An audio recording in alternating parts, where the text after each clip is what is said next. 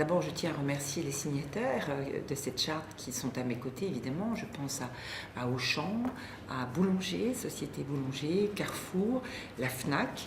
Il y a également à nos côtés GEM, CEL, qui s'associe à nous, et puis tout simplement le collectif pédagogique. L'objet de cette charte, eh bien, c'est déjà attirer l'attention en tout premier de l'univers des jeux vidéo, qui n'est pas un univers qu'il faut maudire, mais un univers qu'il faut davantage appréhender. Et c'est l'objectif de cette charte, et c'est ce qu'ont voulu faire les distributeurs, l'État ainsi que les éditeurs. Créer un vrai collectif, un engagement fort pour que justement aujourd'hui ensemble on maîtrise mieux les jeux vidéo et qu'on apprenne aux parents à mieux les acheter pour mieux protéger leurs enfants. Et l'objectif de cette charte, eh bien, il y a beaucoup de points sur lesquels les uns et les autres s'engagent, et en l'occurrence un engagement fort de la part de la signalétique PEGI afin que dans les distributeurs, eh bien, dans les jeux vidéo, la signalétique PEGI apparaisse.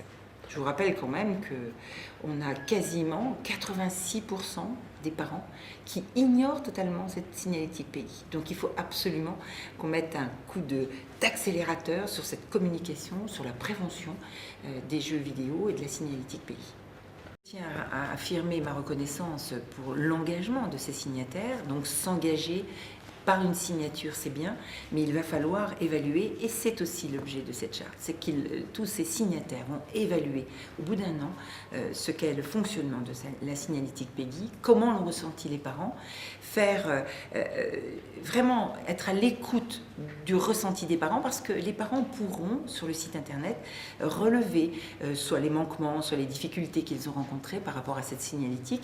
Et bien, dans cette charte, les distributeurs, les éditeurs, l'État s'engagent à faire évoluer cette charte pour que justement cette signalétique PEGI soit mieux appréhendée par les familles, donc je veux bien parler des parents et des enfants.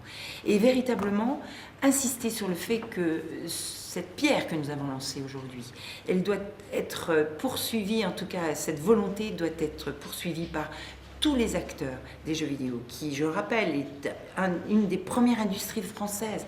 Donc les distributeurs doivent vraiment s'engager, mais également les vendeurs de jeux, celles et ceux qui le font par Internet. Il faut qu'ils nous rejoignent absolument.